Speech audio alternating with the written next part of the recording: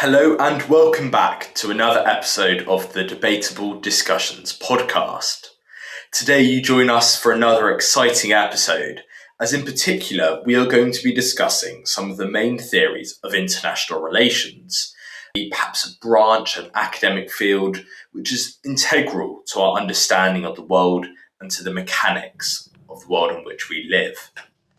Yes, John, very sort of current topic, I might add, one that carries a lot of weight and importance, especially in today's world. So could you start by introducing everyone to a couple of the key theories and the key terms that we will discuss today? Yeah, so I think perhaps even before we get into that, a definition for what international relations really is. This is something that me and Diane, we're not experts in, but we're very interested in. And we've tried to familiarise ourselves with a few of the key theories. But international relations itself is this study of the interactions between foreign powers, effectively, whether that's NGOs, individual leaders, or countries. And it focuses on how their relationships work, whether that's maintaining law and order or their interactions. And there are three perhaps quite significant groups or concepts which we'll be tackling today. These are realism, liberalism, and constructivism. But first of all, Dayad, let's discuss realism, because I think this is one of the most interesting theories and particularly relevant in the world today. So realism sees international relations as this sort of anarchic struggle for power. It views states as being self-interested and only acting internationally or regarding other countries in a way to maximize their own power to benefit themselves. So it views states as the primary actors in this anarchic global system. This idea of the inevitability of states hunting for power is an idea by John Mearsheimer, a famous scholar at the University of Chicago, who articulated his theory of offensive realism, that we really are just in this anarchic world in which states only care about power and they're only going to act for power. Similarly, there's been defensive realism, which is a theory which states that state acts for power to defend themselves, to survive, not to dominate. So there's many theories, but all revolve around this idea of anarchic system in which states are vying for power. What do you think about this, Diane? Perhaps a few examples would be, Trump today or the Cold War. Yeah, I think I subscribe to this, especially in the world today. I mean, you look at Trump in Greenland for honestly no reason. Yeah. He claims it's about self-defense, but honestly, it's probably about the minerals and the very precious materials found in Greenland. Same with Venezuela. Everyone, apart from Trump, seems to know that the abduction of Maduro is for oil. Iraq, back in the day, again, there were no WMDs. I think a lot of countries are doing this as an offensive. Russia invading Ukraine, I think that's an offensive. Well, they claim it's a defensive move and that they want to establish this buffer zone, but most likely it is an offensive move. I think, Benjamin Netanyahu, what he's doing in Palestine at the moment, he claimed it's defensive, but again, it could be argued it's offensive. But it's all this anarchic world, Benjamin Netanyahu's got a couple ICC, ICJ warrants when no one seems to care. He's gone to New York, spoken at the UN, and it's all fine. But because you can't do anything, Trump abducting a world leader, again, no one can do anything. Everyone knows where Vladimir Putin is. Everyone knows he's in the Kremlin, but you can't really go in and arrest him. Yeah, I agree. I think it's clear that we basically live in an anarchic world, despite, as you described there, all these international bodies, organisations, the UN, the ICJ, the ICC. World leaders can do whatever they want and seemingly just not be punished for what they're doing. And it's fairly characteristic of the world in which we live. Yeah. Particularly with this idea of the decline of international governmental organisations. To make it perhaps even more philosophical, Dan, this idea of realism, we can perhaps think about Morgenthau, Hans Morgenthau being a famous scholar of the theory who articulated classical realism. in this theory of Morgenthau, he agreed with this idea of states vying for power. However, he viewed it as a product of human nature, of us having a flawed human nature, which means that we're always in an even greedy way. Do you think that humans are inherently greedy? We inherently want power and domination of other countries or resources? Well, I don't know if you can say, go as far as to say this is an inherent Oh, yeah. part of human nature, because there are people who, willingly choose to be Buddhist monks Oh, or yeah. Christian monks, and they give up all their possessions and live a very solitary and a very bare, one might say, life. But I think the way our society works, that we are so conditioned for greed, we are conditioned for competition.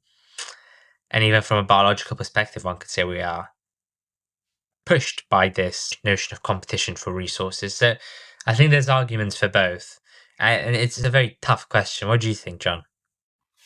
Yeah, I think perhaps that idea which you said there of, I think definitely it's not inherent, actually, as you said there. Obviously, some people don't want completely greed and power. However, I think there's definitely correlations we've discussed power, even going back to the hunter gatherer nature of humans. Humanity was wanting their own survival above anything else. But then perhaps that's not inherent, as you said there, Diane. Perhaps that's simply just a Yeah. conditioning from our times in which we live. Nowadays, we live in a more materialistic society, and different sorts of desiring power can be associated with that.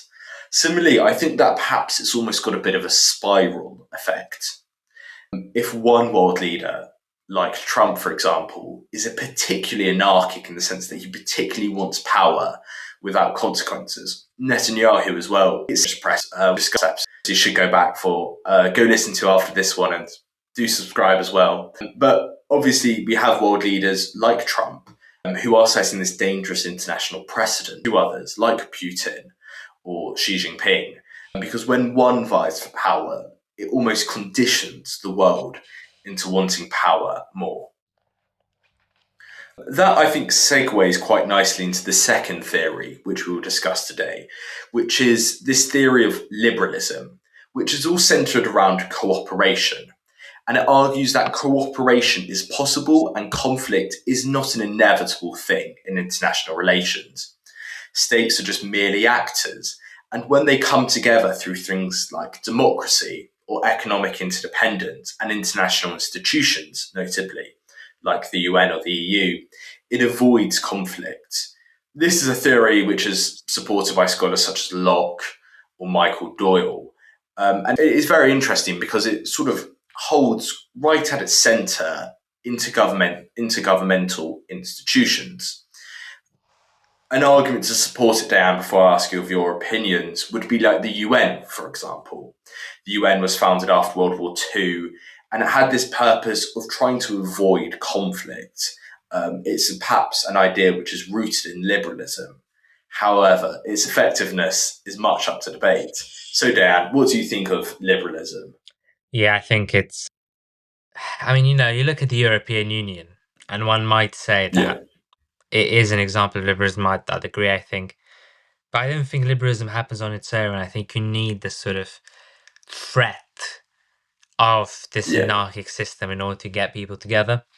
So I don't think Europe's ever been as united as it is now. And I think partly that is to do with the fact that there's a very hostile American president towards Europe. yeah. And that means that people have to get together to be able to sort of match it. So it's liberalism, but in in an anarchic, sort of bigger system.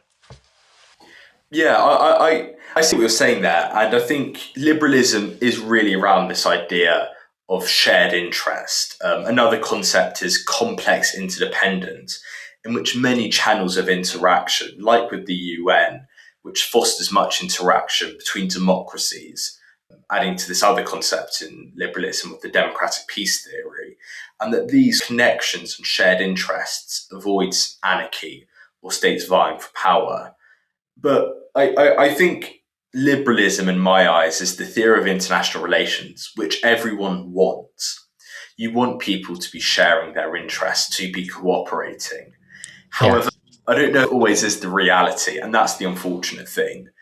It seems really to come together the prominence of liberalist theories or liberalist institutions in times of turmoil, one could say, such as after World War II with the UN. At the moment, perhaps with the UN, with the EU being perhaps more united in the threat of Donald Trump. But then it's easy for states to undermine liberalism, and I think that should be a criticism of it. Because if states are anarchic and vie for power, which they clearly are, they undermine the effectiveness of these liberal institutions. For example, Donald Trump, he's part of the UN, but I don't think he really cares what it says. And hence, he's tried to create this World Board of Peace, a rather interesting coalition of dictators who seem to think they're perhaps better than the UN. I highly doubt it. But perhaps liberalism, and I think this is its main criticism, and as I've sort of described, it's just a bit too optimistic. People are cooperative, but states want what's best for their citizens. And I think perhaps all too often those interests don't align. Diane, could you perhaps touch on the Board of Peace? I think this is a rather interesting topic. It's dominated the headlines. Yeah. What does this say about Trump? I mean, I think it's a joke. You know, there are so many bodies that he refuses to subscribe to. So I think I just pulled out of the WHO a couple of days ago and created this new joke of a body with apparently Russia's going to be there. I mean, look, I think Trump is playing every single game he can. I don't think he really cares about anyone else apart from himself, America included. I think it's weird. A lot of people have been making these comparisons that Trump wants to be more and more like Putin. And I'm beginning to give them the acknowledgement that they're right. Yeah, I mean, the Board of Peace, I think to many who perhaps independent observers, there could be a similarity in their foreign policy, in their attitude to foreign policy, simply because they are both aggressive people who favour foreign intervention. So I think in terms of their foreign policy, there are definitely some similarities. Yeah. But the Board of Peace, for our listeners who don't, established officially at Davos at the World Economic Forum this January 2026. And it's a group of leaders of some countries, such as you mentioned there, Russia may be joining it.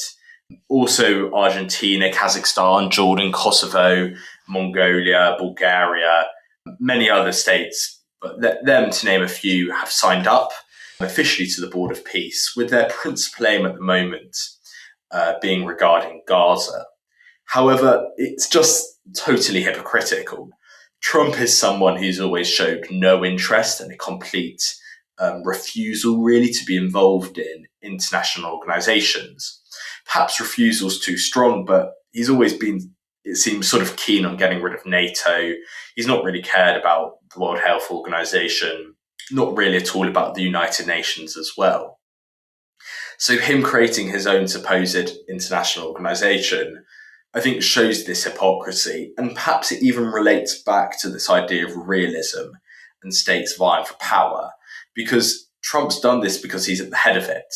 It's because he can have more power within it. So I think it's rather interesting in that sense, the Board of Peace, and that is it sort of Trump's own project in which he can control. Our last theory of international relations, which we'll quickly decanter, is constructivism. So constructivism is a theory which argues that international politics is socially constructed. It's not fixed. Identities, interests, norms and values are all constructed ideas. They're not inherent. They're formed by states' behavior. So it focuses really, constructivism and constructivists, they focus on how meanings, identities and norms, social norms, evolve. It's, for example, I think Alexander Wendt, who's a famous scholar of the theory, says that anarchy is what states make of it. It's this idea that international social norms and international values are constructed by the states who are within it. To give an example of it, perhaps, would be the global human rights rate. So human rights are not natural laws, they're just socially constructed norms, some would argue this, and that NGOs and the UN shape state behaviour, and that states also seek legitimacy and not just power. So what do you think about this, Diane?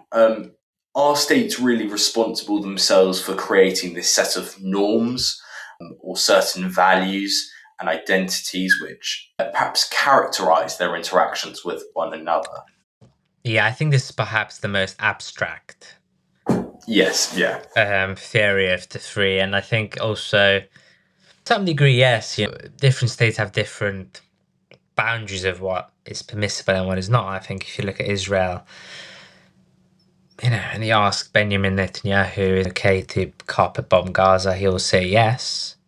If you ask most other world leaders, they will say no.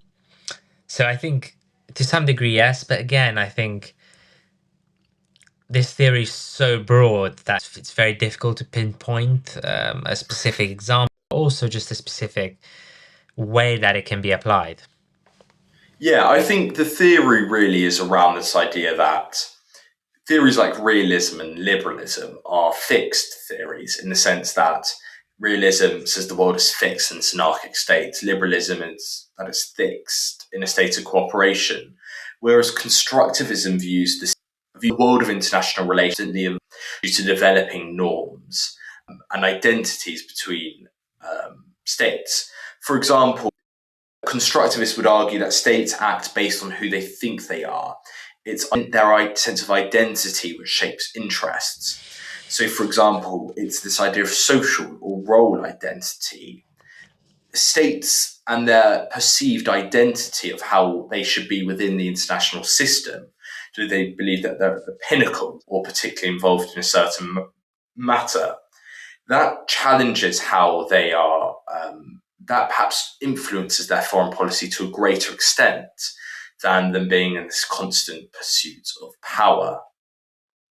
Similarly, I think another idea which you said there, Diane, is this idea of norms. Yeah. And the theory argues that norms between international powers is constantly evolving and that this sets the standards or the basis of the interactions in international relations.